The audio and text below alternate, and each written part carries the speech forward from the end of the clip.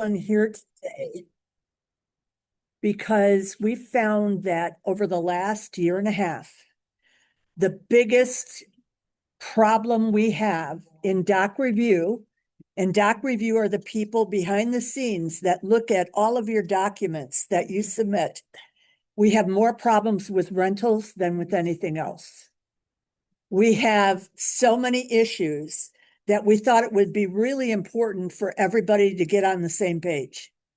And one of the things that we wanted to bring to your attention, and the reason I have Christine sitting here, because she's got significant experience in this department, is Section 8 vouchers. All right. According to the law in Illinois, it is illegal for any one of us to say no when someone asks us, do you accept Section 8 vouchers or assistance programs? All right. So many of us are intimidated by it. We've had more lawsuits because of this issue than anything else. And let me tell you something. All it takes is one phone call. Do you accept Section 8 vouchers? Yes, I do. And then you ask one too many questions. We have an agent in our office, very diligent agent. After he said, yes, we accept Section 8 vouchers, he said, and what is your income? Click, they hung up on him and sued us. And they won immediately. $27,000. So what I want you all to remember after today, if you get that phone call, do you accept Section 8 vouchers? The answer is yes. What's the next thing out of your mouth? Please fill out an application and apply. We treat everybody the same way. You'll be judged based upon your qualifications.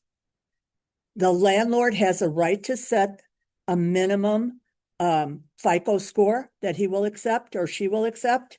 That is completely acceptable.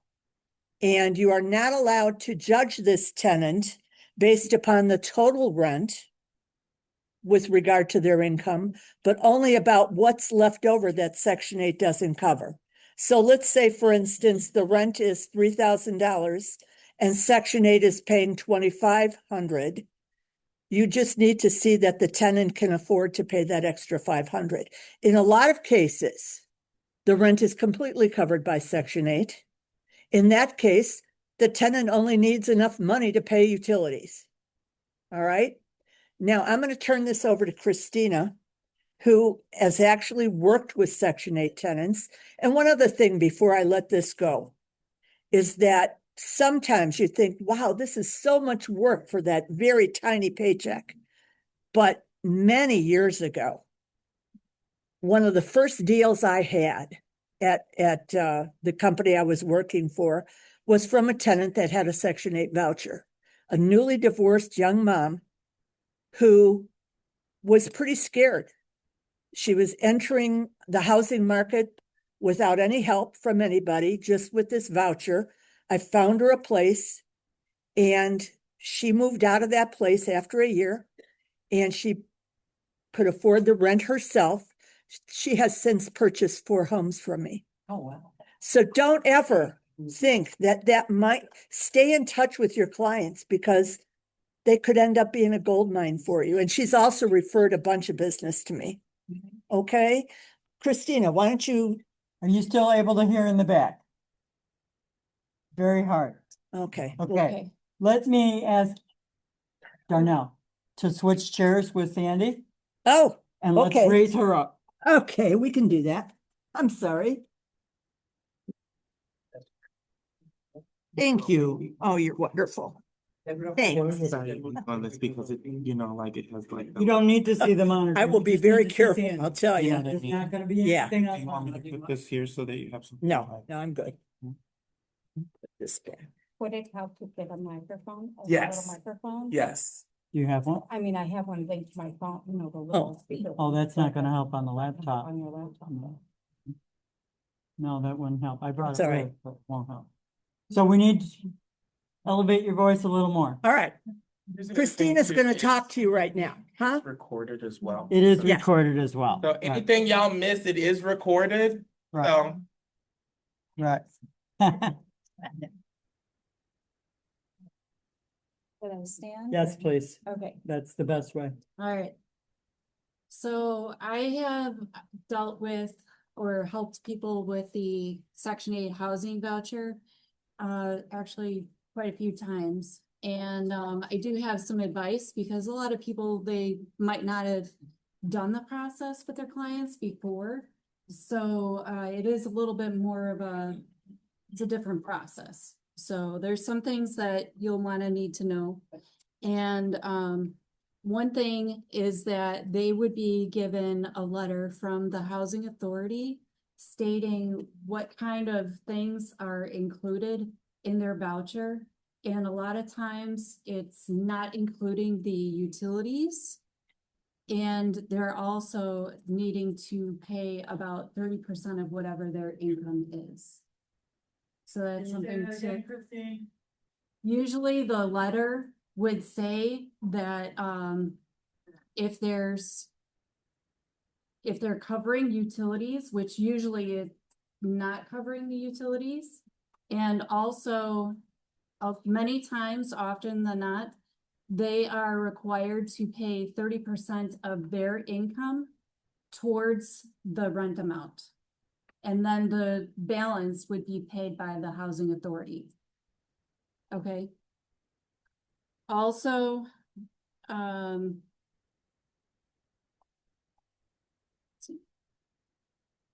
there's a spreadsheet that they have, which covers, the number of bedrooms that they're allowed to have. And it also covers which zip codes and the amounts. It's very important to know that they need to stay within the guidelines. So let's say, for example, they are allowed to have a 3-bedroom home. And let's say in Arlington Heights, a 3-bedroom home, they would be allowed to go up to 2,500. But they cannot go above the 2,500. I've heard from many people who have the housing voucher that say, well, I'll just pay the difference. But that's not allowed with the housing authority. They need to stay within the guidelines. So. Never mind, sorry, forgot. That's okay. Okay. And also, the process does take a little bit longer than a regular typical rental. And I can explain why. Because the home needs to be inspected by the housing authority. So they send somebody out there, kind of like a home inspection.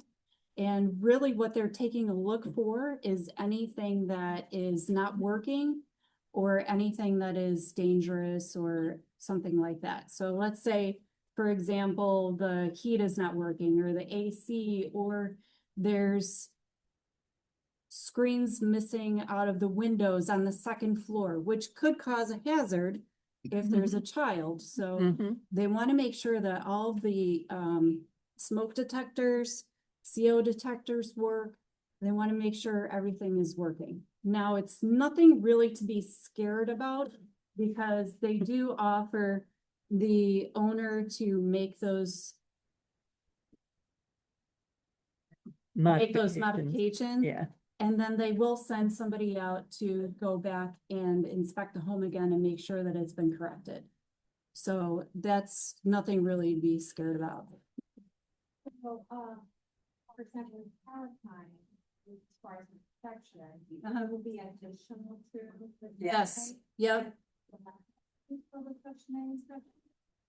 There's no cost. There's no cost for them to send out one of their people to inspect. Also, you want to make sure that when you do the lease, you want to make sure that you send it to them. They need to approve the lease as well. So you're going to want to find out who their contact is at the housing authority and what kind of guidelines that they have, because each county might have different rules as well. Mhm. So you want to make sure that you stay within the rules and make sure everything is done right. How much longer does it usually take? How long they can expect it getting the ratings, It kind of depends on the, well, it's a different kind of a process. So they do have to schedule for the inspector to go out. And it might be a week out, it could be 2 weeks out. So that's one thing to keep in mind. And if there's anything that needs to be corrected and they have to go back too, that's something to keep in mind, that they're not gonna be like in there really quick usually. but you can usually rent it within 1 month. Yeah, usually within a month. And Another thing that the housing authority usually likes the leases to be starting on the first of the month.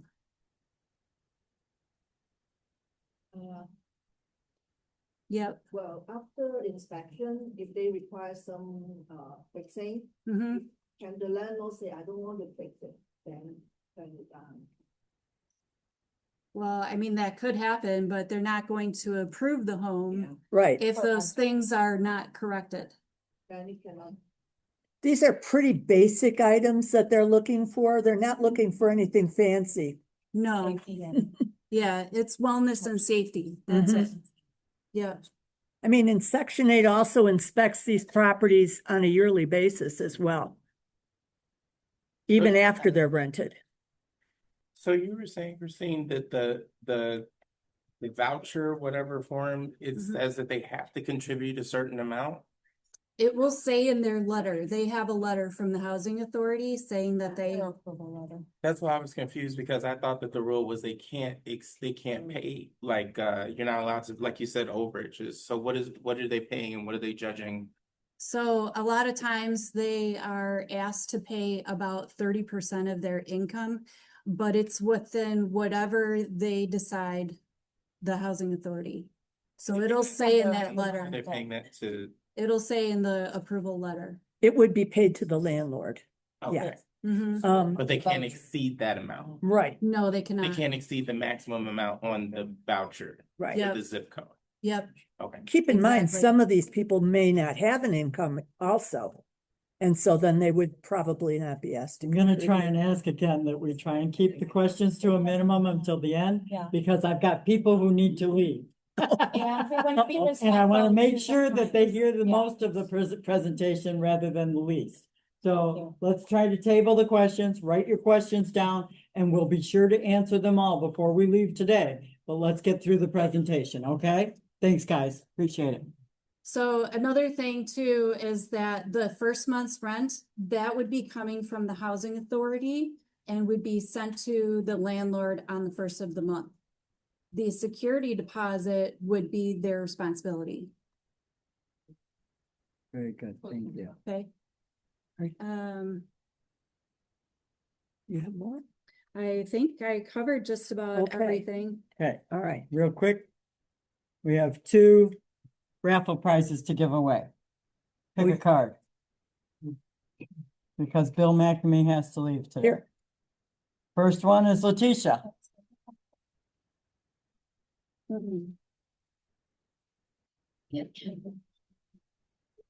And one more card, Christine, Christine. pull the other card. Oh. I'll bring it back. Oh, she mixed them up good. Sheila Zisk. Sheila Zisk. All right. Very good. All right. Thank you. All right, Okay. just so you know, the people that are on Section 8 are there because they have a need. And we have to be compliant not only with state law, federal law, not to discriminate against them. So be mindful of how you speak to these people. It's very important. Treat everybody the same.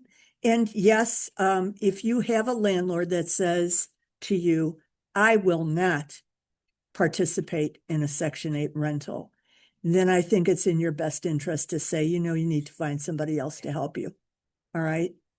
Far better to turn one kind of questionable piece of business away than to get yourself caught in a housing discrimination lawsuit. Okay, because that's one of the worst things that can happen to us. All right. Fair housing is a big issue for all of us. And do you need me? Yeah. Okay. I was adjusting. There are many protected classes, and you need to understand that in addition to Section 8 is vouchers, source of income is a protected class.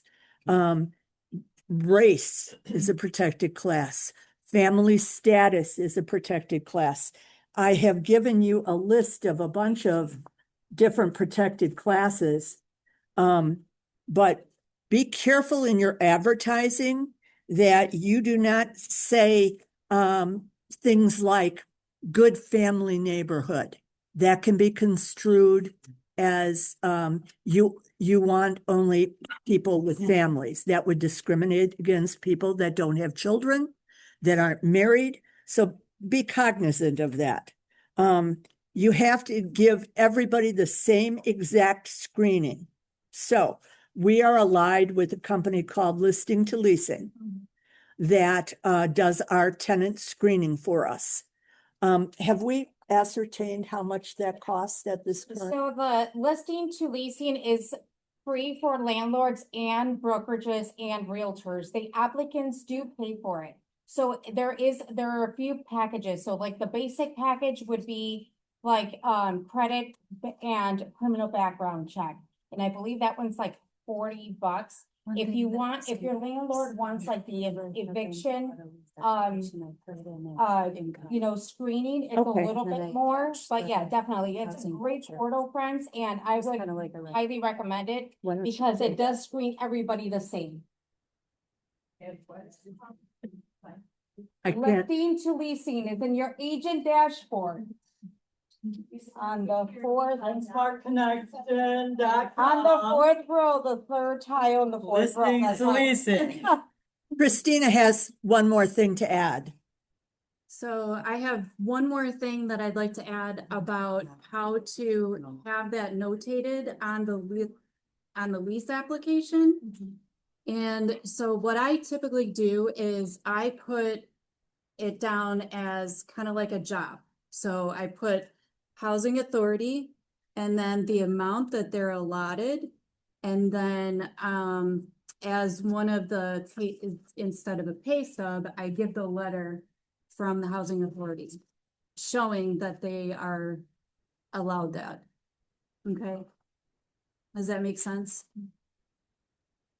On the lease. Yeah, on the lease application, where it says sources of income, I put the housing authority and then I have them put in the amount. And there may be Yes. additional income too, correct? Right, yeah. But that's one of them. Mhm. So then that way it gets added in with whatever income that they have. But then for the attachments, I show that letter from the housing authority. Okay, So, all right. And yeah, They are $85 for the full premium. That is because everything in eviction. Everything. Okay. It's actually great. The one thing I will say about that, if you call them and they answer right away. that's helpful. And it will send you, look into these no action, the adverse action form. I was sending them myself. You can actually send them leases. You don't really want to be the one sending them, let the landlord send it. Anyway, so listings leases does really do a fabulous thing, and that, I didn't know this. Even when I decline someone, they continue to do the job, like get the, any airplane, you have to let them know to stop. The other thing is I just came into a situation where listening to this and I were both like, what? A tenant was told by another company, kept getting emails from another company telling them they had to pay verify their employment. And we're like, and I'm like, no, that's a scam, not, that has nothing to do with us soliciting the lease. Turns out it's before, it was a company that the school uses to verify employment, and so he had to actually go to that point. And go to that company for them to employ. So look into, if you have that problem, because it kind of started us up for a couple of days. Check to see if that's the issue, and then, we just thought it was a mistake. I think I have to keep listening to these a lot of times, they have to be really great.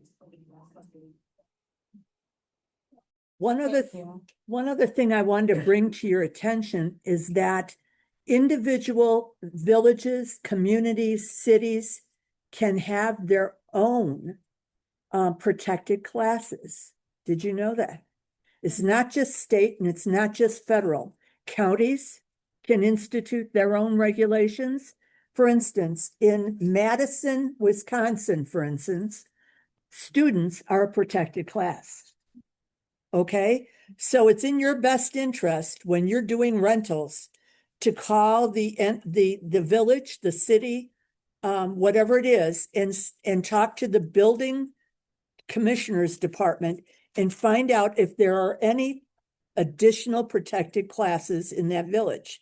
When you're also doing rentals, it's important that you find out if they've got any applications that need to be made before you take a listing. I found this out the hard way. 10 years ago, I took a rental listing and the Village of Hanover Park, ring, ring.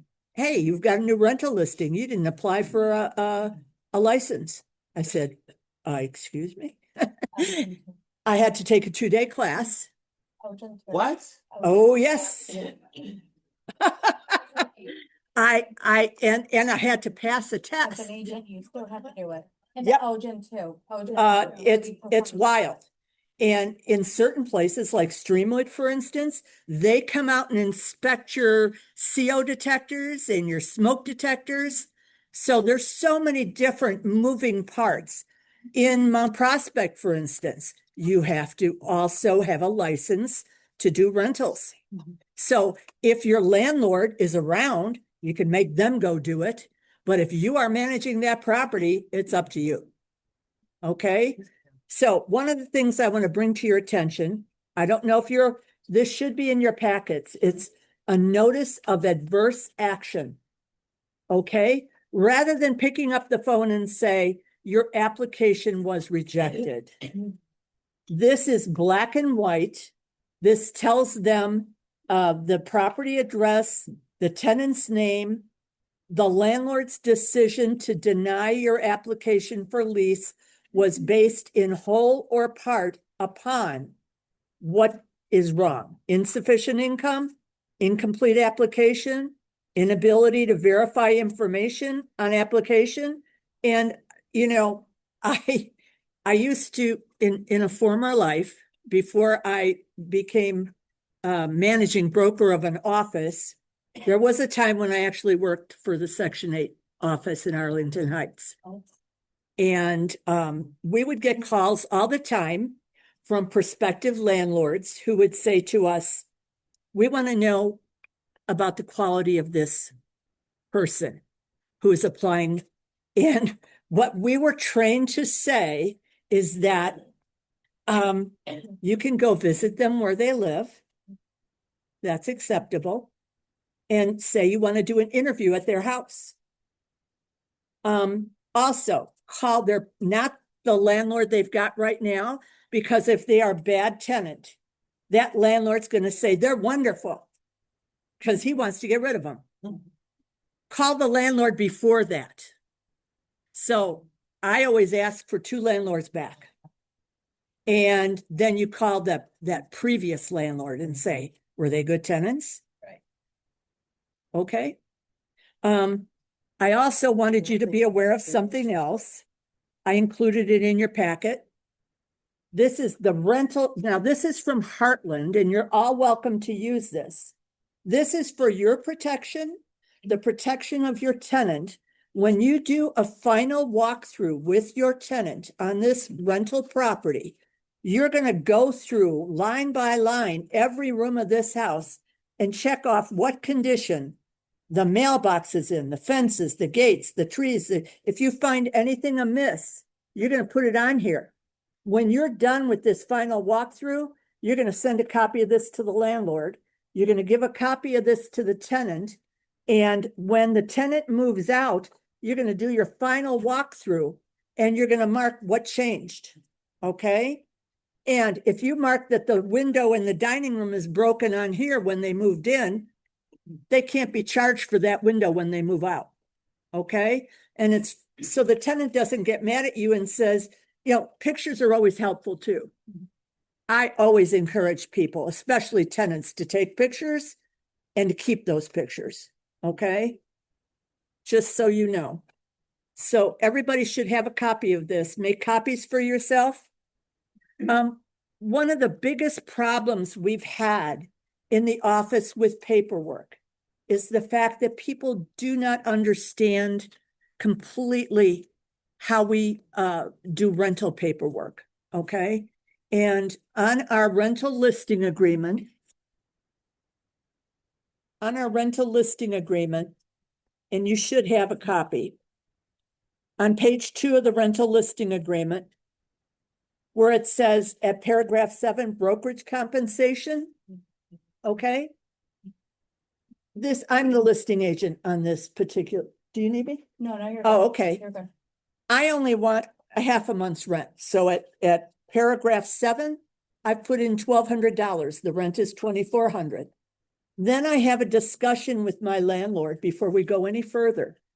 When I'm sitting down and doing this listing presentation, Mr. Landlord, do you understand that commissions are 100% negotiable at this time?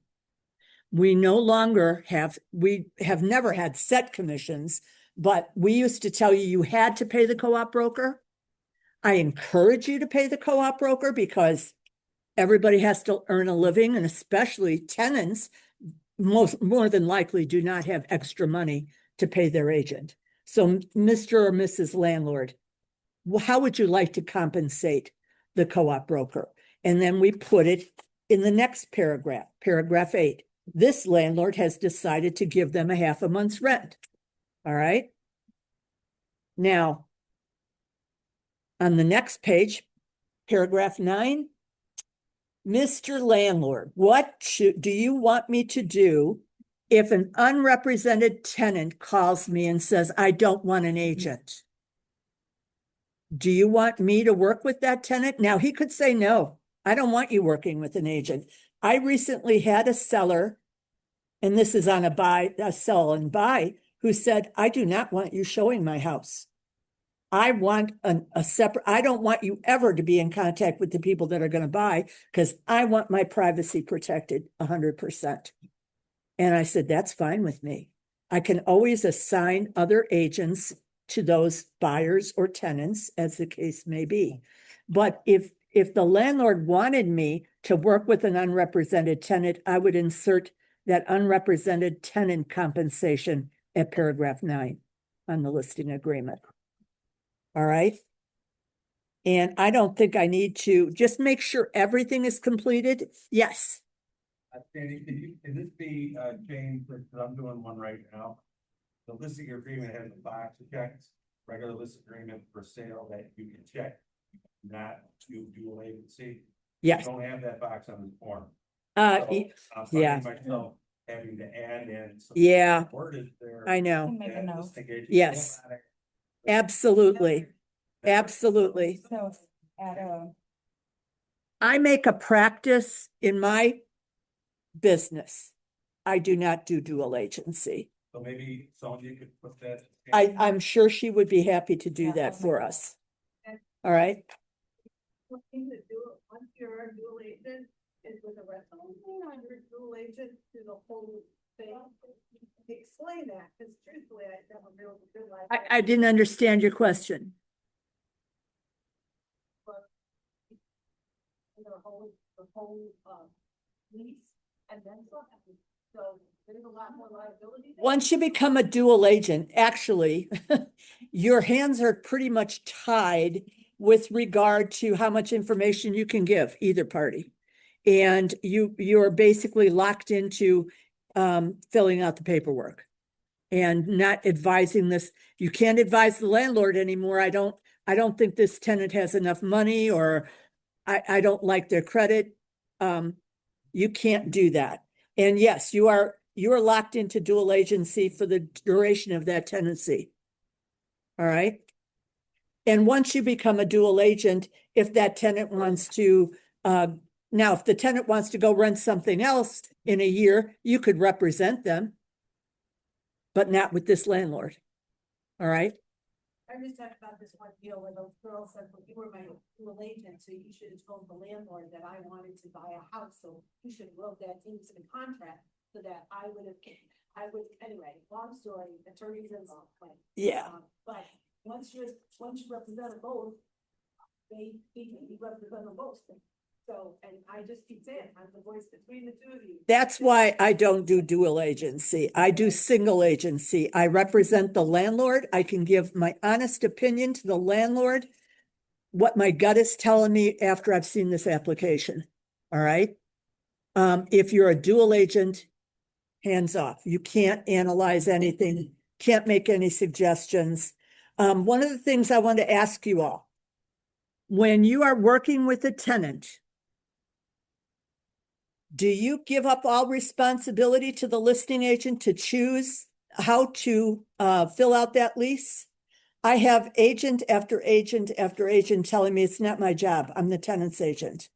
We have probably 30% of our rentals are coming in on outdated leases that are no longer legal because the listing agent doesn't have a clue that the laws have changed. So many people out there are not keeping up with the current laws. Would you turn over your buyer to the listing agent and tell the listing agent to fill out the 8.0 contract? You wouldn't do that, would you? But if you're representing a tenant, you give up all your rights by turning them over to the listing agent. If I'm representing a tenant, I want to know what lease that listing agent is using. If they send me a copy of a lease that's from 2019 that I know is no longer in use, I call them up and say, you know that the laws have changed since 2019? All right, even 2023 leases are no good. There is something called the SAFE Act in Illinois. Are you all familiar with that? As of January 1st, 2026, the first 4 pages of every lease in the state of Illinois have to be the SAFE Act. All right.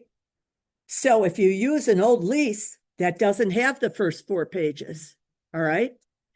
Another thing that has changed since January 1st of 25, every tenant must be given a radon disclosure, a flood disclosure prior to asking them to sign a lease. What so many people do not understand is that the 2026 lease has a checkoff box stating that whether or not the property has flooded or whether they've been giving a flood disclosure. But there needs to be 2 different flood disclosures. An independent flood disclosure, which is a single sheet of paper, and the affirmation that they've been given the flood inside of the lease. So we are getting probably 10 a week at doc review where there's no flood disclosure. They go, it's in the lease. No, it's not. The law says you have to be given an independent flood disclosure. Okay. If you're representing a tenant and you are filling out your tenant representation agreement, okay, everything has to be filled out on that tenant rep agreement. You have to put your expected commission on it. You cannot write in whatever the landlord will give me. That is not allowed. You cannot put in 0 to 5%. 1 month's rent is fine if you expect to get 1 month's rent. If you are going to ask, whatever you're going to ask for on that lease where it asks you to write in your commission, it has to be on your tenant rep agreement. Okay? So you cannot ask on the lease for the landlord to pay you $2,000 if you have $100 on your tenant rep agreement. By law, when we are reviewing these files, if we find that you do not have your commission stated correctly on your tenant rep agreement or your buyer rep agreement in the case of a sale, we're supposed to tell you we're sending that money back when it comes. And that, I mean, if you close without ever having had a buyer rep agreement, and lately I've been hearing some stories. One of our agents called me the other day and said that he lost a buyer because he insisted that they sign a buyer rep agreement. And they told him, I can go elsewhere and nobody is requiring me to sign that. Well, if that agent gets if they get caught, that's really going to cost them because that's a license law violation at the current time. Okay? So you have to protect your license. Has everybody here filled out a lease? Or is this? What questions do you have? I have one. Sorry, not the least, but I think I called you about this. The Redfin uses the website to lock down potential buyers. Yeah. That when you confirm things. What I don't know. I've never been on the Redfin website, so I really don't know. Does anybody here, are they familiar? Is anybody here familiar with that? What he's talking about? Can you ask your question louder? Yeah. Maybe stand up and then, yeah, Yeah, stretch out, So, yeah. I called Sandy about this. Yeah. I had a friend referred me Mm-hmm. one of her pilots, so apparently she had already spoken with Redfin. And I asked the client, the customer, if she had filled out anything with Redfin agent when they went to see a property. And she said, no, I didn't fill anything out. So I just called Sandy and she told me that on the website, when she clicked the button to view a home and on the Redfin app, Sandy said that she believed that on that, when the client is clicking on those buttons to accept the showing with the. Yeah. You're making an agreement. That you're Yeah. basically Yes. filling out, to be their client. Yeah. It's an electronic signature, guys. Yeah. It can happen in an instant. One click is all it takes. You're Yeah. you're acknowledging it. So I have a friend that works for Redfin. And so when you go into Redfin and you request to see 123 Main Street, then me as Anna Morado request to go see 123 Main Street. I'm gonna go through the prompts of a questionnaire. And you check them, and then when you submit it, it's kind of like a Google form or whatnot. You submit it, you're complying that you are going to be, that's your buyer rep agreement. That agent, Redfin agent, has to have that on file so she can show you the property. And how long is that? I'm not sure, I'm not sure.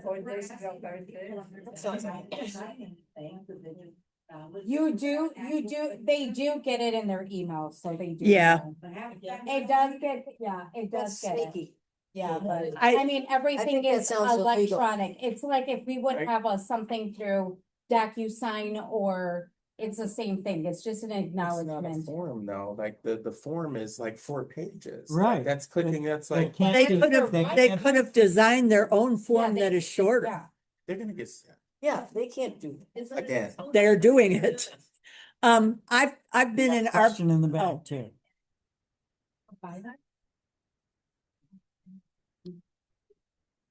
Is the within a legal phase when they're not explaining to the buyer that you're signing a buyer rep agreement? And what about the part that you get to negotiate your fee with that agent? Exactly. That's exactly right. That doesn't sound accurate.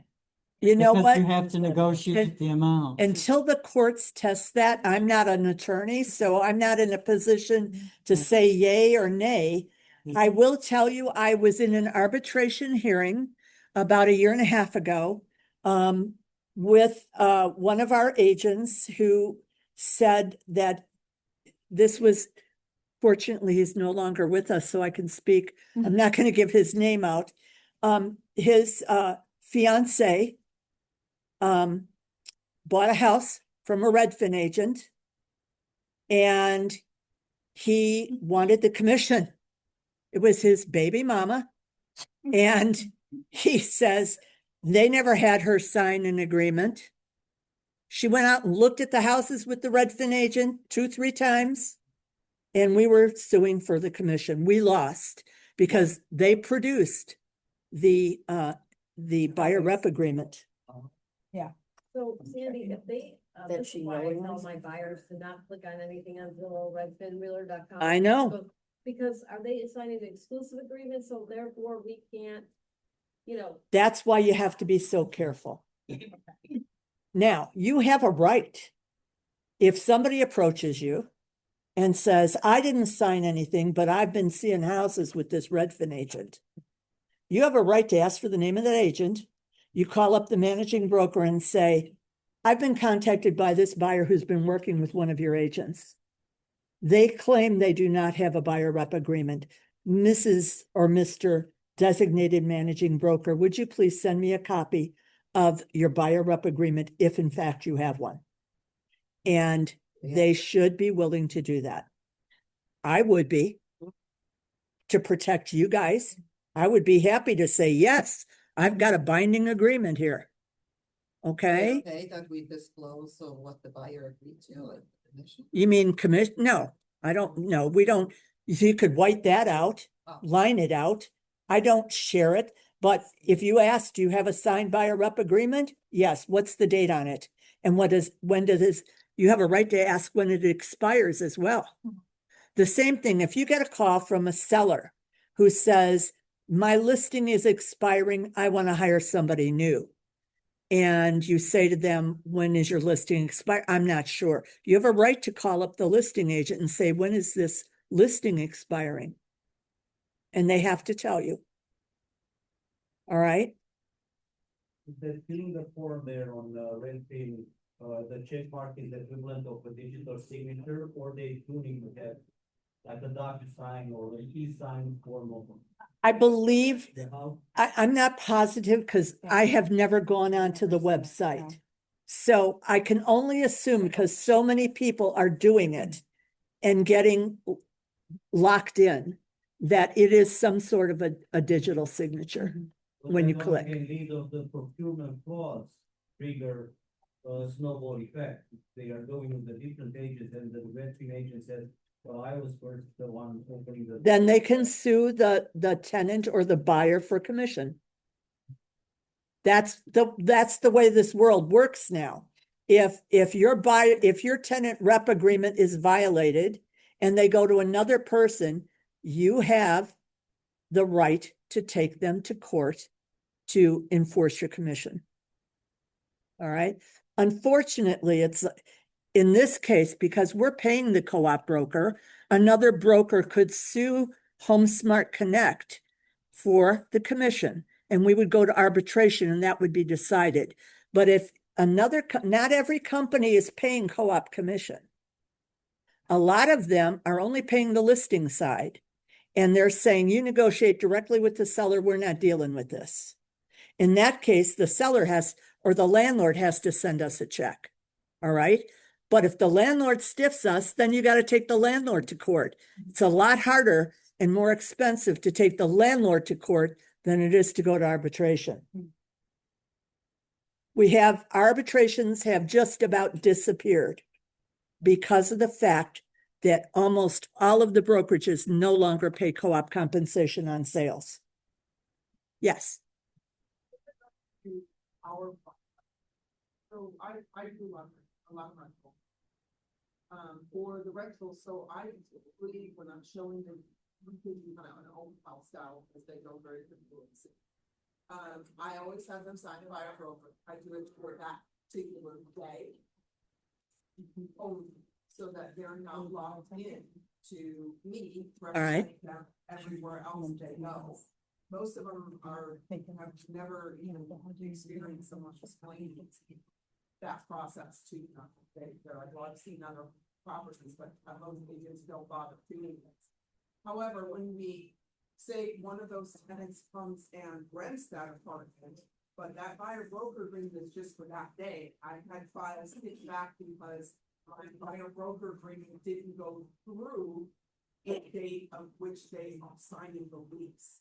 I think rather than doing a 1-day agreement, it's in your best interest if you're sitting at an open house and you're having them sign buyer rep agreements, rather than 1 day, say it's for this address only. Okay. And that way, for this address only, from now until 3 months from now, I'm procuring cause on this property. You can go to somebody else for a different property, but for this property, you're mine.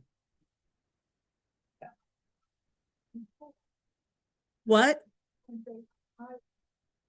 If you're having them sign a buyer rep agreement, yes. No, well, I asked, so I've had this at different times. Sometimes I've been asked to extend, so I've had to send back the buyer broker agent to the client, explain to them that it has to be signed through the date on which we're signing, the lease was signed, so that I can get paid. And then another time it was paid back telling me that I needed a no agency.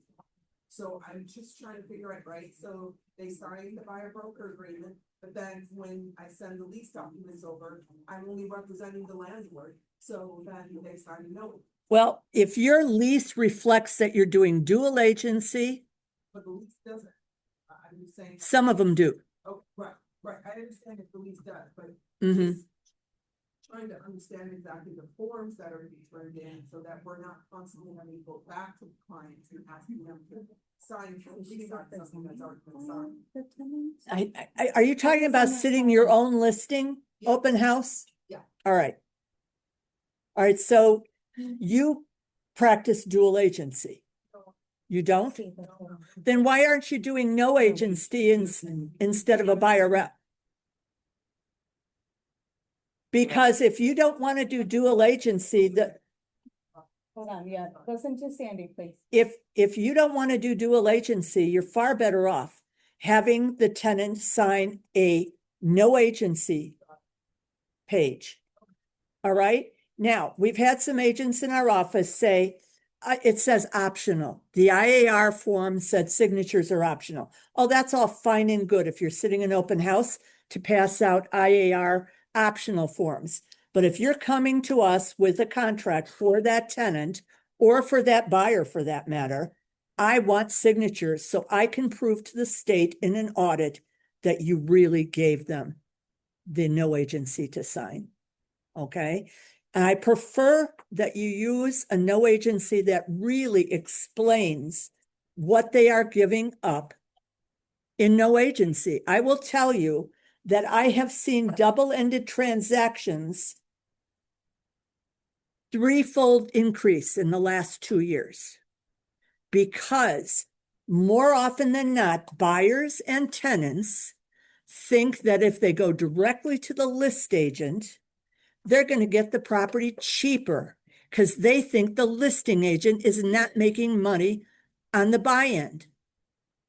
When in fact, 99% of our agents are making money on both sides, even when they're doing no agency. So I want the tenants or the buyers to read what a description of no agency really is. It says on there, it has nothing to do with commission. Mr. Buyer, do you understand that I would still earn money by filling out these forms for you? Most of them are shocked. They think they're getting the house much cheaper because they're going to the listing agent. And this still exists. So I want you to fully explain that. Okay? I have a question regarding this might be, on the, paragraph 9, if you are not representing the tenant and you're filling out the paperwork, Yes, then they have to have a no agency submitted with that? Y- That one that. Yes. Buyer. Yes. Part of one, okay. yeah. And there was Okay, another question over there. yes. When you have to sign a no agency form, Mm-hmm. but you're making them sign a covenant, I guess, you still need to make them sign. You don't do both. So if you make them sign the no agency form, Mhm. you're only working for your landlord. So you don't need to have them sign a tenant agreement form. Correct, correct, So basically, you're just completing the paperwork for them right, without giving out any further Right. information.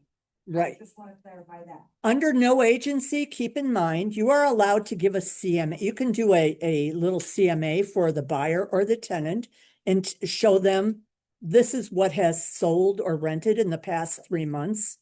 That's okay. All right. But you can't advise a buyer or a tenant. I think you could get the landlord to come down a little, instead of 2,400, let's ask for 23. You can't do that. Under no agency, this is the way it is. All right. So recently you sent that thing out about if you're not representing the buyer, then you can't even fill out the paperwork, for that, right? No, that's not Well, true. then an email came out, something referencing that. Because No. I Yeah, thought, an email did come out regarding I that thought you sent question. an email regarding that. Who sent it? Came from HomeSmart. I thought it was from you, but it was just recently in the last week or two saying that if you're just filling out paperwork for a buyer, No, what they're referencing is that you don't put your name down as the buyer or tenant agent on the contract. on the contract. You don't put your name down as the tenant agent or the buyer agent if you're doing no I agency. know the email. I remember the email. Yes, But then no it, agency. it has nothing to do with compensation. Yes. Or just write, Dash it out. no, it, Not applicable. Require a signature. you only put, you're gonna sign on the listing side. All right? And you put no agency on the other side. You can write in no agency. Okay? Now, the one place where you're gonna put your name on both sides is in the RSA when it says closing parties. You put your name over here for the listing side, put your name over here for the tenant side. That's what tells bookkeeping that you are earning money on both sides. So then RSA, when they review it, they're not gonna say, oh, these disclosures aren't signed on the buyer No. side. Okay, No, just getting that clear. has nothing to do with the money, has only because when you're a no agent, you're not representing them. You're not giving them legal But advice. on those disclosures, you sign as the listing agent on agent form. Yeah. Then the buyer's agent's also required to sign all the disclosures, and you're saying we shouldn't if we're just filling out. That is correct. Okay, as long as you have the no agency in the paperwork, Yes. then it's not gonna. I would just write no agent on the other side. Okay, okay. Okay, Gotcha. go ahead. I haven't done a rental in a little bit, but when I did one with HomeSmart probably a year ago, you had me sign I know, a no agency, you had me sign. I The know. buyer back then, so I want to know for sure now. Here's what my happened. position is now, I am not gonna sign any of those disclosures on the buyer. Right. We had a company policy previously that said if you're gonna earn money on both sides, you have to sign on both sides. But we've talked to attorneys. I know. Well, it was dictated to me that was the policy back then. I didn't have a choice. But we've talked to attorneys and the attorney said, no, don't sign on both sides. But I just closed out one yesterday and, and I was able after many tries to put in non-member or, non-representative or something. Because I didn't want to put my name to the RFA saying that I represented it. So I was able to get it to say non-member, non-representative. Under closing parties, Under the your name should be on both sides. That's not an agency issue. In the RSA, it's only that closing parties only tells bookkeeping Who's that going to be received. who's, don't want anywhere to be that I represent these. Well, that, That's the thing, is that at some point. You know what a good example of that is, this form in the back? MLS. You want to figure out how to do non-member, and then click it off. And so it's finally the box went out, but anyway, it was like, okay, I'm not supposed to represent that, but in the RSA. so here's the problem with putting non-member in there. It's giving the bookkeeping department the idea that they're only going to pay a transaction fee on one side. Why don't they just put text box that says non-represented, and then we're good? I mean, there are. Friends, but in the RSA, there's a note to broker there too. Give yourself an opportunity to explain anything in there as well. If you're not doing a non-agency, put it there, non-agent, not representing the tenant. If you're related to the buyer or the seller, related to the buyer, take advantage of that note to broker. It would give them a chance to kind of piece everything together that's going to be uploaded in the RSA. Keep in mind that the RSA and compliance review, they only take the story. The story on the transaction, but they don't know it. So they're only taking the pieces and like a jigsaw puzzle and trying to construe this whole transaction. So please be specific in that note to broker in the RSA. Mm-hmm. Another thing I wanted to add is when you're completing your commission statement for a rental, okay, in this case, I did a sample lease in here if you want to see it. I did a sample Cook County lease, and everybody here should be cognizant. We're all in Cook County. We have a lot of customers in Cook County. You must use a Cook County lease in Cook County. It's the law. All right. So that being said, I filled out a lease and I put my good friend Sue Ferry from Keller Williams as the buyer, as the tenant's agent in here. And so I completed a commission statement showing how much we are going to receive and how much Keller Williams is going to receive. I've given you a copy of this as well. In this situation, let's say that you're representing the tenant, you're not the listing agent, but you still fill out one of these. And let's say, for instance, you're getting $1,200 from the landlord and your tenant is going to pay you $500. At the bottom of the form is where you put how much the tenant is going to pay you. Okay? Does that make sense to everyone? All right. What other questions do you have? Yes. I was just gonna say that form's internal, and that's why the RSA doesn't matter, because it's like an internal document. That's not like a requirement from the state. It's a requirement for the office. So you could never get in trouble like with agency, because they're not gonna enforce something on you based on an internal form. That's all. Thank you. What I wanted to point out to you about a lease also, because I completed this whole lease, we do not want you to cherry pick documents out of this packet. We want the whole packet uploaded into the RSA. That means every single page, even if you're not using those pages. We've got pages in here that say there is a current bed bug infestation. Well, if there are currently no bed bugs, you write NA, not applicable, have the tenant initial the bottom of the page, stating that they saw that you checked there were no bed bugs here. That's not applicable. All right. We need every page to be returned. And very important is that the Cook County renters' rights has been given to every tenant. This is at the end of the lease, and I need them to acknowledge receipt of this by initialing at the bottom of every page. All right. All too often, we have agents coming to us. We had somebody turn in a 2012 lease last month.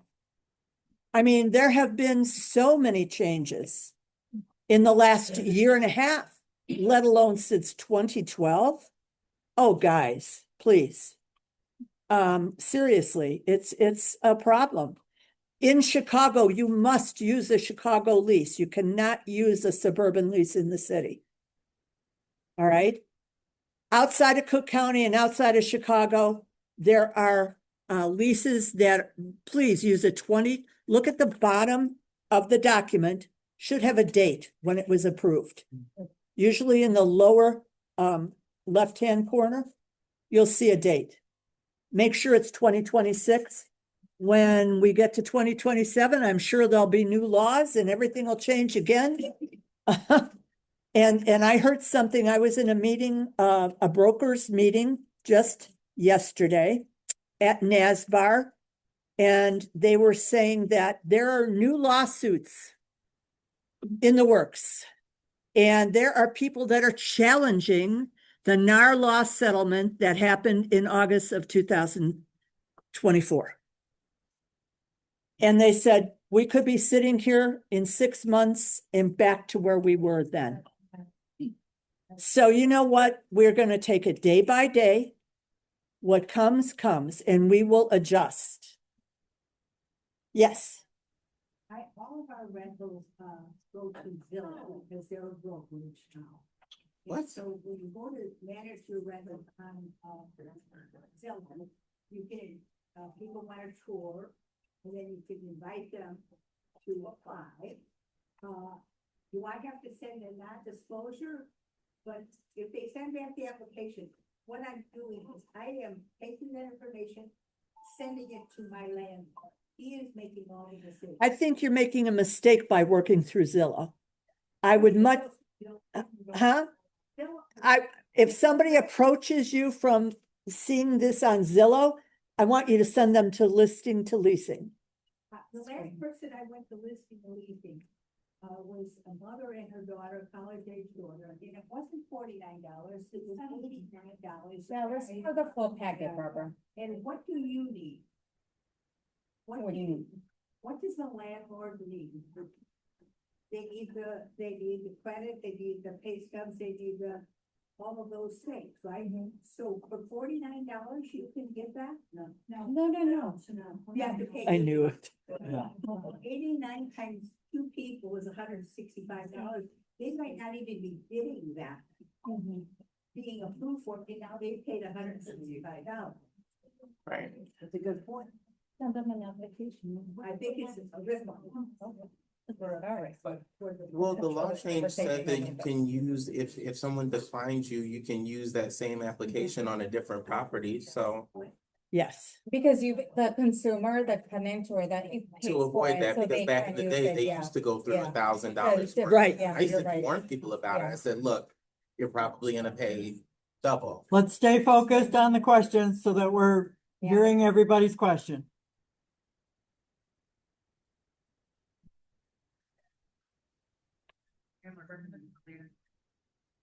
They have agreed and visit the client, the potential tenant's home, to see if it's something that they're really Comfortable? Landlord, what if the landlord says no? How are we protected for that? Well, you know what? We can't do that. I don't ever put myself in a position for making judgment calls on behalf of the landlord. So if the landlord wants to do something like that, let him arrange to do that himself. Don't take that on. If they qualify, they hit all of the boxes, right? Mhm. And if they still say, you know what, I don't wanna move forward with that, how do we approach it? Can we just cancel the listing, or how does that work? I don't understand what you're saying. They're If, saying that they're not in agreement with running to that tenant after they visited in the interview. Oh, well- So decide, how do we approach that? let's put it this way. Very few landlords are going to go through the step of visiting. All right. And many of our landlords are not even inside of the state of Illinois. A lot of them are absentee landlords. Or- That has to work, so like for future, because it happens. Mhm. How would I approach that? Would I just cancel a listing or? Well, They don't- if you've got to qualify, if the landlord refuses to rent to somebody for whatever reason, you have them fill out an adverse, the reason for their adverse findings on this form. And you have them fill it out and you send it to them. And if they're doing it because they're discriminating, then you definitely cancel that listing. All right. We had a case in my last office where we had a second floor condo. And the landlord had a retired 80-year-old woman on the first floor who was very sickly, let's put it that way. He said, I will not accept a tenant with children because they run around and they make too much noise. That is illegal. It's unfortunate, but it is illegal to discriminate. We turned down that listing. Okay? You know, we were talking about the applications and $85, whatever, and listing, so Lisa, what I was doing is having everybody fill out the MLS application and giving it to my landlord, and if she likes what's on that, then, well, then they could go forward. So it's like a two-step process. Yeah. I like that. Yeah, that's how you should do it. Tell them, I've got, you know, yes, we're gonna have to be sixth grade, but I want you to fill this paper application out. And then, send it to the landlord, but the landlord likes what she. Exactly. And they'll move forward. If there's 3 or 4 of them, we only move forward, with one person, and if that pans out, great. If not, we'll move on to the second choice. That way, we're not, I don't believe in that either, having people pay, this is having to pay for something that probably. So if they look good on paper on that MLS application, then it's probably worth sending them to listing to leasing. But keep in mind that I've seen an awful lot of rentals in the MLS that specify how much money you have to make per month. I think that could lead to a discrimination charge. I think that's a mistake. So you can specify on credit score, right? You can specify a credit score. All right. And sometimes you might be selling yourself short by making it too low. You know? The credit score? Yeah, I've had people say, oh, well, we want at least 600 credit score. I'm like, are you sure that's what you want? I say 720.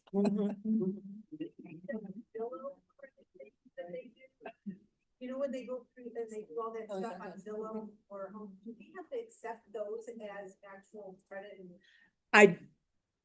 I don't know. Do we have to accept a credit report supplied by Zillow? There's with the law If, change. I think with the law change, any credit report that was pulled within the last 30 days, if it's from one of the 3 major bureaus, I don't know. Equifax, Experian, and what's the third? TransUnion. But you know that they have like the different categories, so what if it's like a Vanta score versus a FICO score?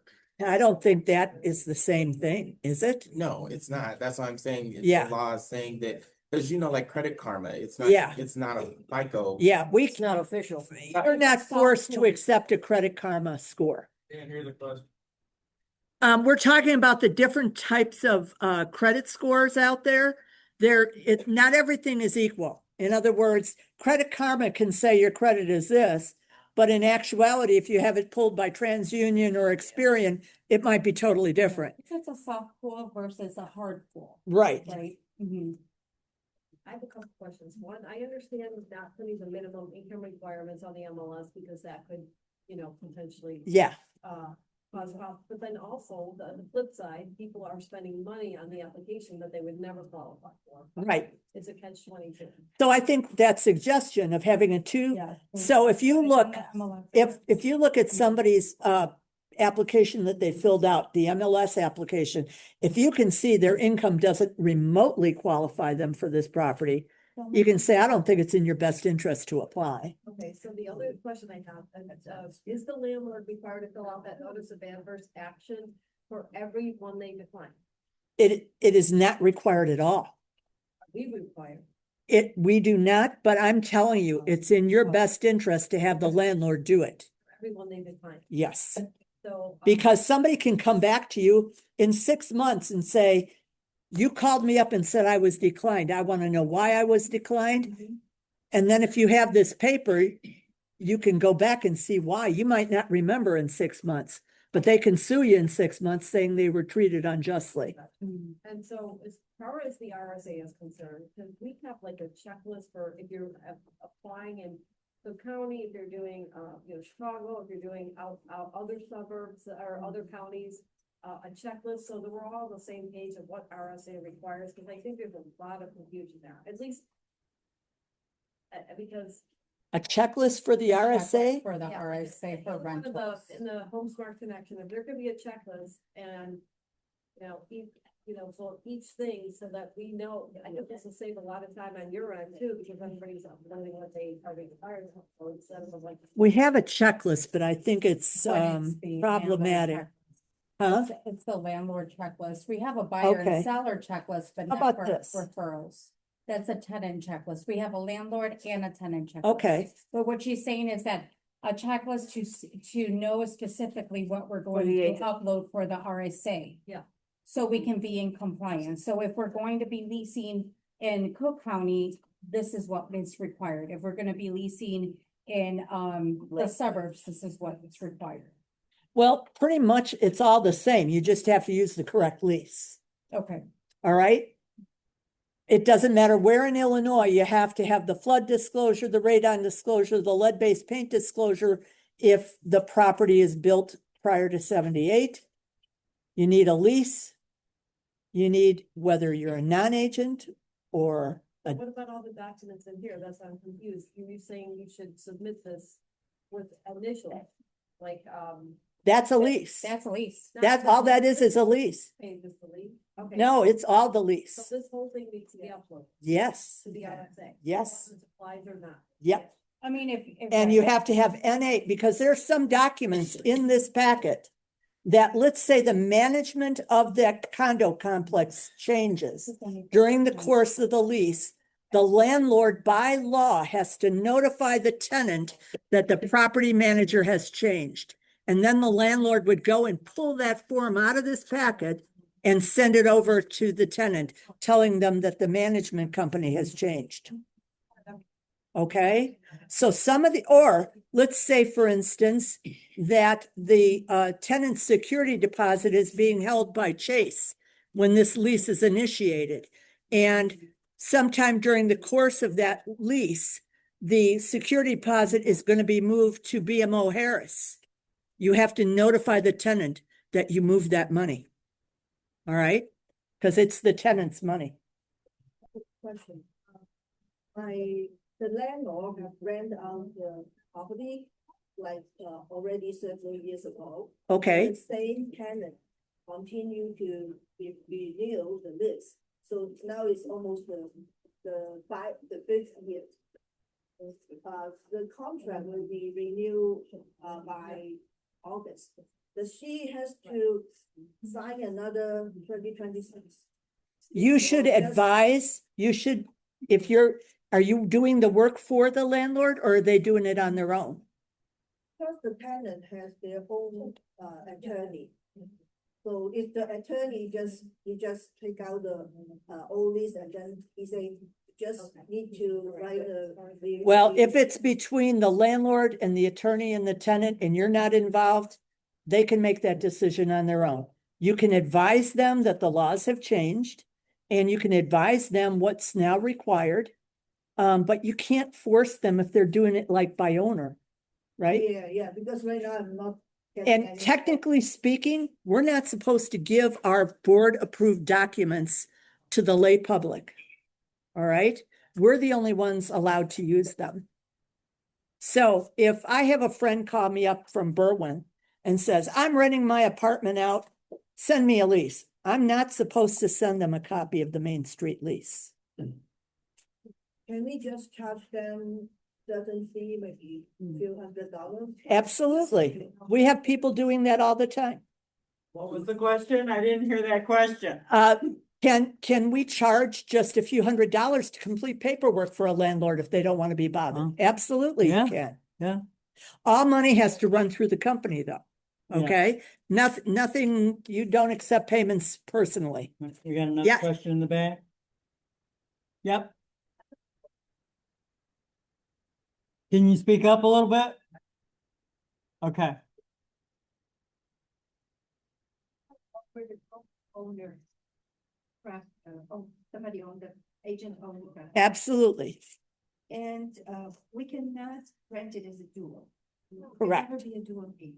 Correct. But all of this sudden you have a client and she wants to rent. And I said, well, where's your agent? And she said, I am the agent. How do you handle the paperwork? You mean your client is also a licensee?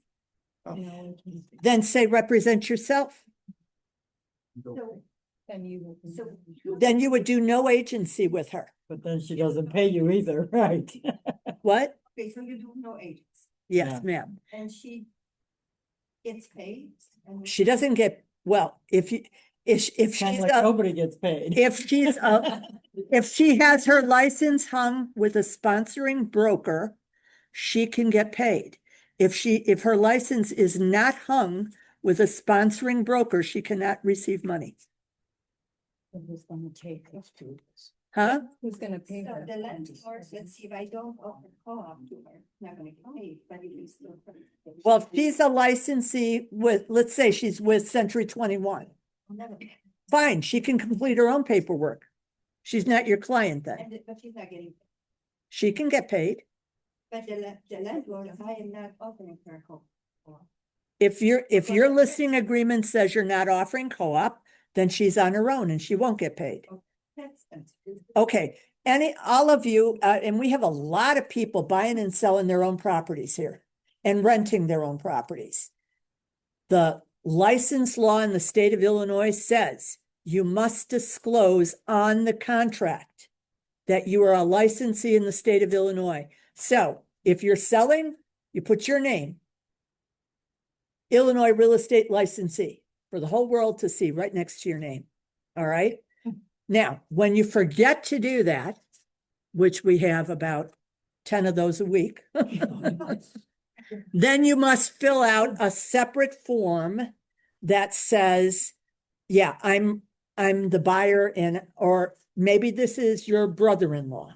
You need to inform, if, let's say the person on the contract is your sister, you have to put buyer broker related to buyer, seller, selling broker, listing agent related to seller.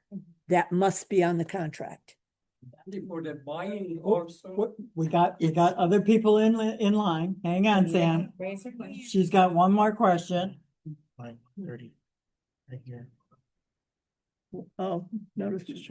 Yeah, well, that's That's the. on the lease, there is a checkbox to say that you are a licensee. Yeah. One more question. She's got one more, right? 10, and I'm the agent. Can I just, instead of renewing, and they want to renew the lease for the new year, do I still need to do the 60 pages for them to renew it? Or I can just put amendment to the lease last year and sign one? You, Extend the date, you mean? you would need to ask an attorney that question. All right, I don't know that an amendment can be done to an old lease. To just extend it? Yeah, I don't know. Because the form may have changed. Yeah, The actual agreement may have changed. I mean, the laws may have changed. Right. Terms on the lease. The Yeah. line- Right, the laws may have changed, so yeah, you would definitely talk to your attorney about that. Yeah. I'll fill that out for you. And Hey, we have one more. I know this gal right here. I'm sorry, your name? Monica. What if, right. But what if we're, is not, doesn't have the property ready for section 8? And then come in with an application, section 8, do you right away have to submit it to section 8? Or do you have to have it ready before you even list it? No. The answer is no, you do not have to have it ready. So many people think that, oh, I'm not approved for Section 8, so you can say no to that voucher tenant who calls you and says, do you accept Section 8? No, we're not approved. Well, the fact of the matter is almost everybody would be approved if you let them come in, because they're going to make sure the water's running, the furnace works, the air conditioning works, that there's screens in those windows, pretty basic stuff. They're not asking for fancy.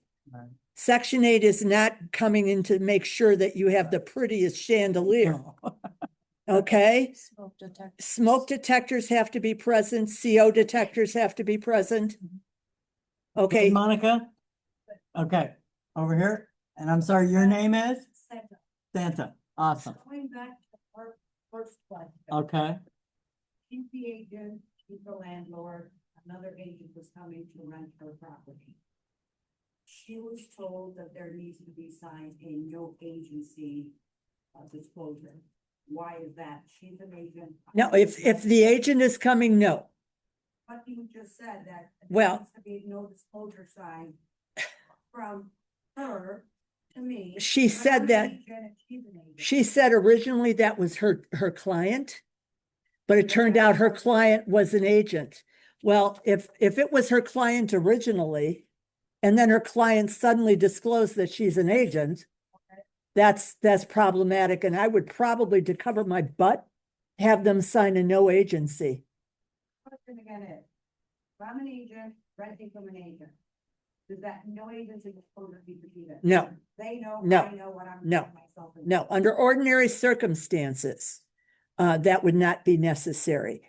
We had a case in our office recently where a person with a real estate license contacted our agent, didn't disclose that they were a licensee, had them driving all over God's green acres, showing them houses hour after hour after hour, identified a property they really loved, got home that night, get an email, I want to cancel my buyer rep agreement. I'm going to represent myself.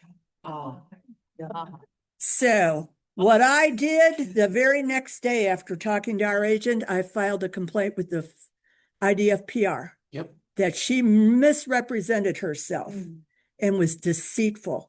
Of course, just so you know, the IDFPR moves very slowly. I got a call from the IDFPR about 6 months ago, and they said, do you remember when you filed this complaint? I go, when was that? Oh, 4 years ago. That's how long that, if you've ever filed a complaint with the Department of Housing for fair housing complaint, that also takes sometimes years, Wow. just so you What know. happened? Anything? Okay, we had another question in the Don't back. know. Really quick, did that person? You gotta take your turn. I'm Don't know, sorry, it's gonna Zach. take years to find out. No.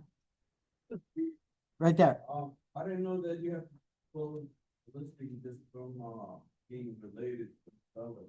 Yes. Yes, And absolutely. disclose it on the You house. always have to disclose Good, that. in the MLS and on the contract, guys. Absolutely, absolutely. Okay, right here, right here. Question regarding the section 8. So let's say that I have a house that is not approved for section 8 yet. And 2 tenants come over and one is ready to like, two great tenants, like both of them qualifies, right? Okay, For my criteria. And one is section 8, the other isn't. Can I say that, well, I don't want to go through the process of getting the house approved? I Because the don't think other- I would ever well, make that statement. let me finish.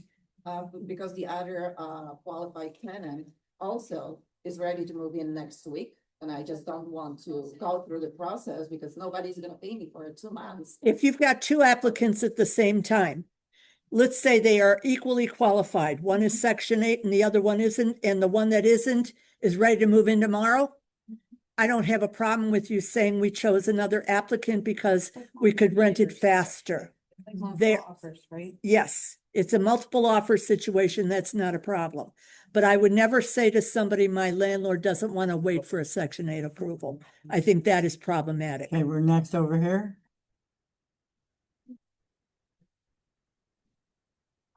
Service and not, require a deposit or additional rents. And, but also I want to just clarify, I've had tenants come in or asking, well, I have a certificate of a service animal, however, I purchased it online. You wanna? Yeah, it doesn't, unfortunately, there is very little we can do. Right, the law currently states that if somebody has any kind of a service animal, you have to accept it. And that becomes a problem for some of the landlords who are in, let's say, a condo complex where no pets are allowed. They still have to accept that pet. Only it's not called a pet. And you cannot charge a deposit. We gotta come back to Sam. Your question? I forgot my question. Okay, back there. Can you stand up and talk a little louder?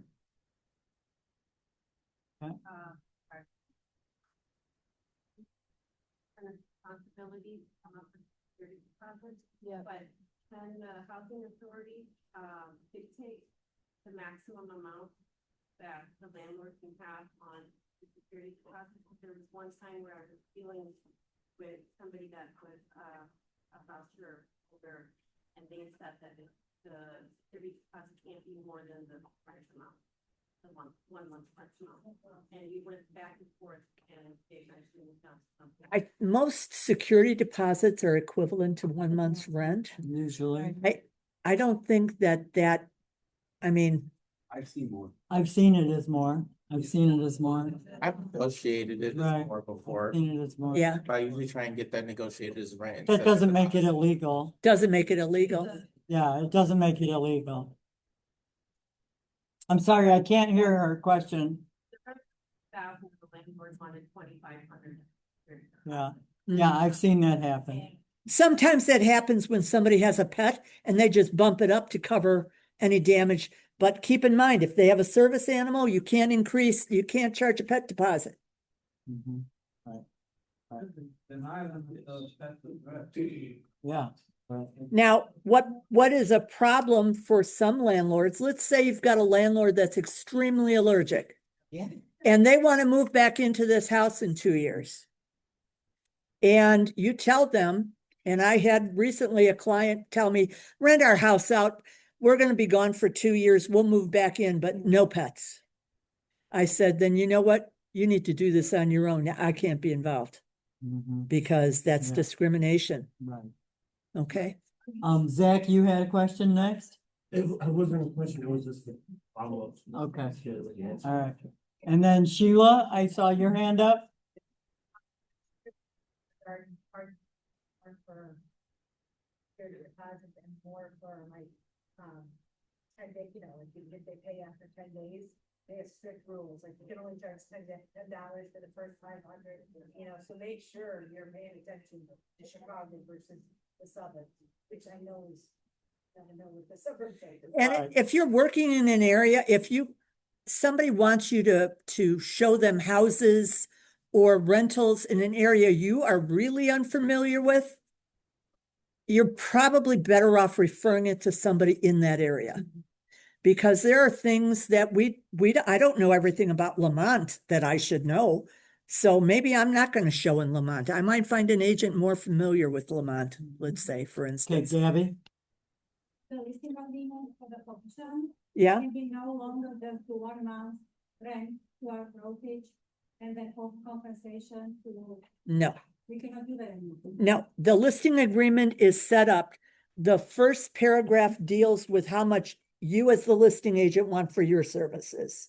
The next paragraph says, Mr. and Mrs. Landlord, how much do you want to offer a co-op broker? And you put that amount in there. The third paragraph says, Mr. and Mrs. Landlord, how much are you going to give me if an unrepresented tenant comes? So it's broken into 3 parts. Now, for sale, totally different. Totally different. We don't offer any co-op commission on a sale. All right? Yeah. Another question in the back?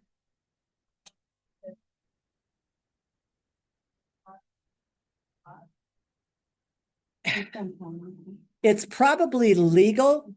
I don't know whether it's a good practice. I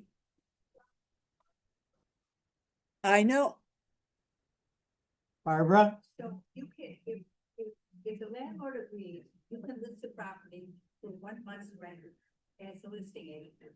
The second part, if he doesn't know if any realtors are even gonna show up, because lately they aren't coming in this economy, so he wants 0 there, that means that he's gonna negotiate if an agent does show up, correct? You could do that, yes. Well, I have, and then the third one is the unrepresented buyer. That's somebody who comes to my open house. Yep. Showing the property. All they want me to do is to to give them the forms to fill out the lease.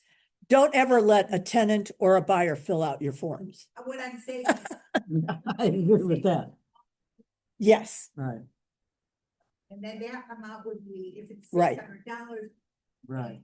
Home Smart takes out $55 on the listing side, $55 on the unrepresented side. Is that correct? I don't know how, Cause that's what The they. fees. Anna's gonna Anna's check pulling up that for us. They were just revised. Give me 1 second. These ones Okay, did- in the meantime, your question? No. Okay, we got one more here.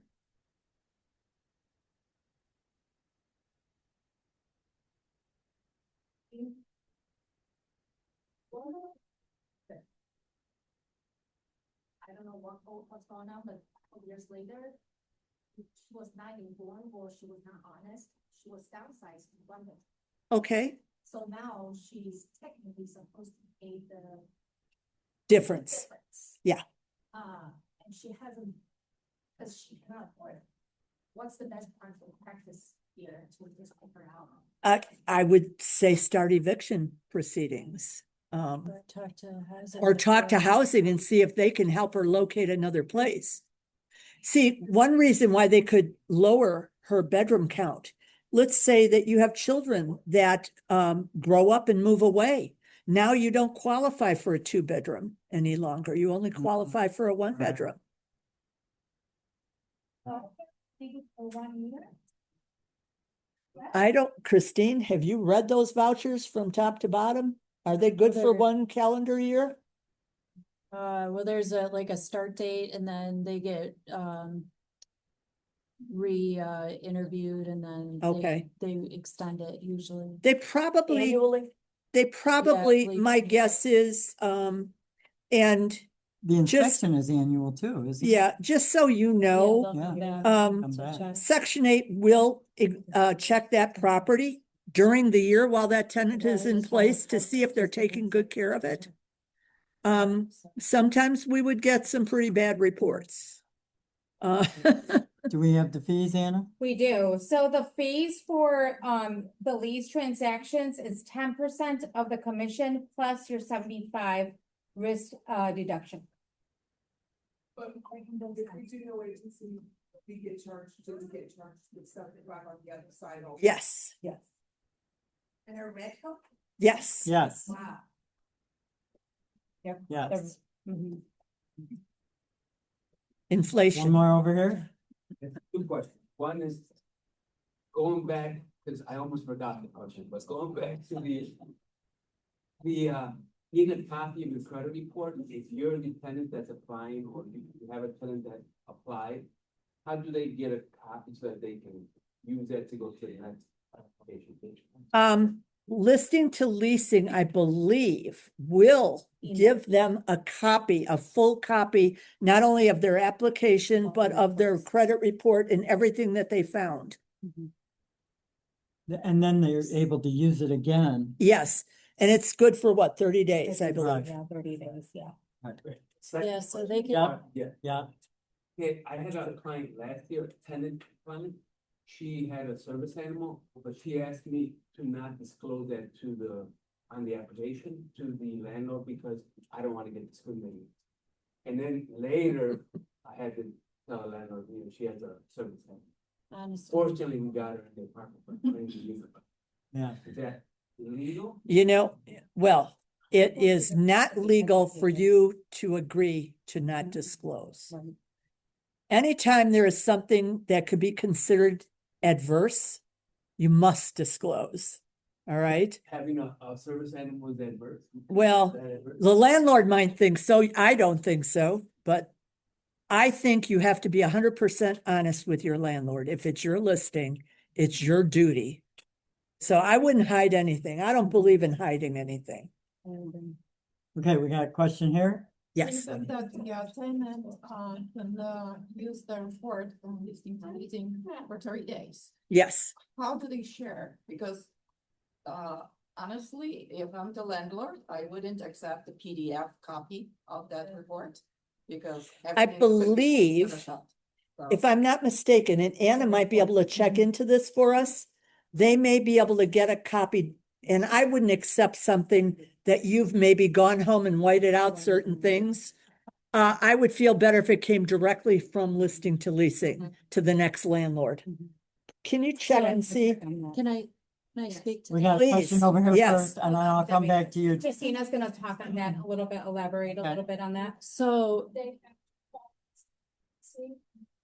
said, if I, property and listing, will set that up. Mhm. Oh, but I've had that. She just- Yeah. Yeah, you wanna, well, listing to leasing, there's a place in our portal where you can specify to send it to other people. Mhm. oh, So- see, easy. And also the tenant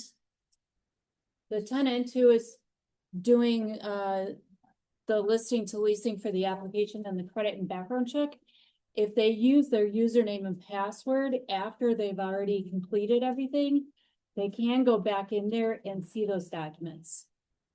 Okay, How we much got- time in advance do you need to give the tenant that you are not renewing the lease? That should be somewhere buried inside of that lease, how much notice has to be given. 60 days, I think is. For Cook County, I think 30 days between. Jen, right? I'm not sure. Yeah. you gotta speak up, Jen. I still can't hear you, honey.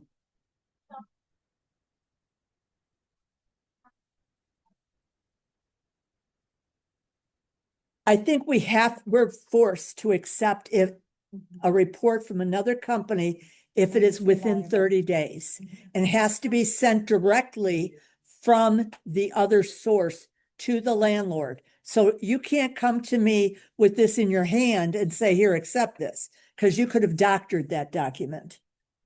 Okay? Oh, it has to go from the company to the, okay. Yes. Yeah. That's Right. why I was wondering. Not through your hands, because Okay. you may have whited out. you Got know, For it to be reliable, Right. it has to come from the source. One Yes. more. To her question. Yeah. I used my Smart Move for all of my clients for a number of years.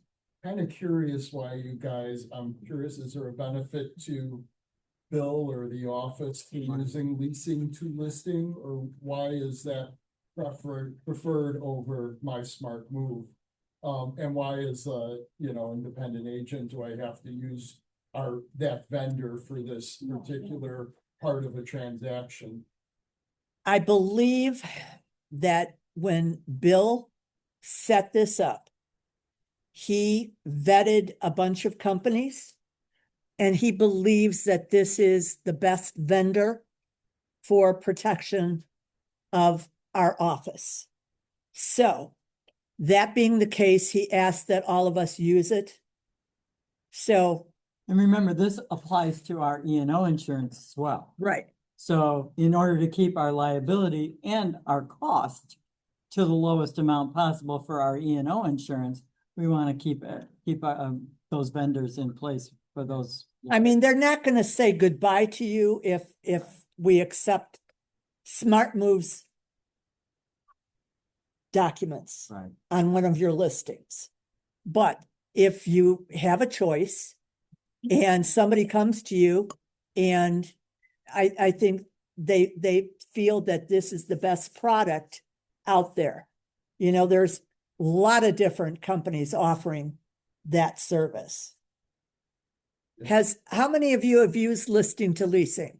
I've heard nothing but positives. Right, I've had nothing but good. 5 cents into it. I'm familiar with, the other one. Smart Move.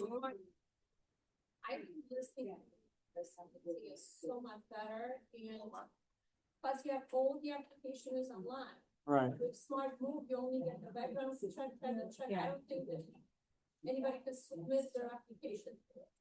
And all of you keep in mind that listing to leasing is very particular. If you don't approve the credit, they don't move forward and do the background check, because in Cook County, not allowed to do a background check until you've already said that credit is good. I'm good for it. All right? To stop. Yep. What are the, while we're on that, what are the the kick out for like background, like, let's say the credit is fine, Mm-hmm. is like, can you deny for background or if they're like a sex offender? You know, everything is subjective. Mhm.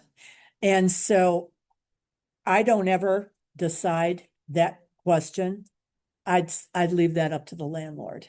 I'd prefer that they make that judgment based upon number one, references, number two, credit.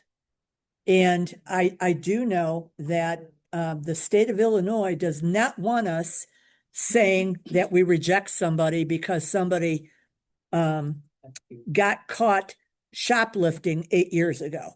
Okay.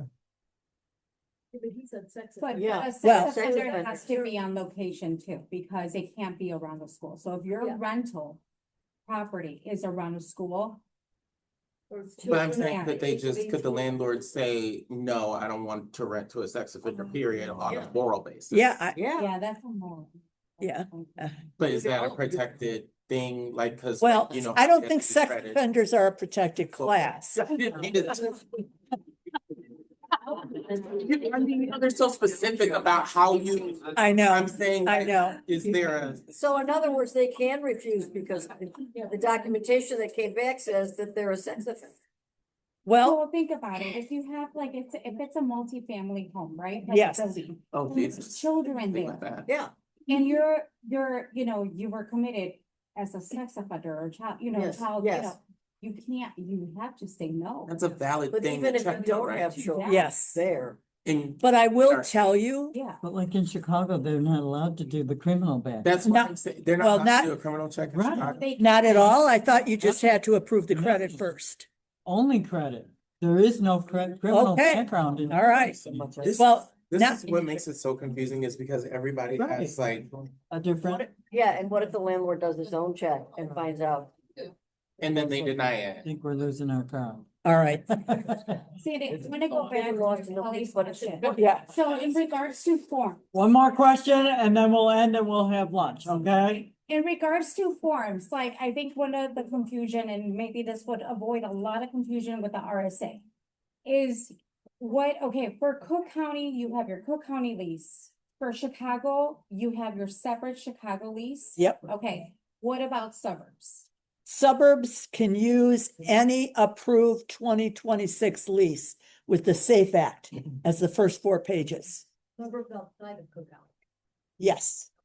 Okay, so regardless where, you still need that SAFE Act in all Illinois. First Just 4 for- pages must be of every Illinois lease. So should we just look at it more so as like Chicago lease and then Cook County for everywhere else?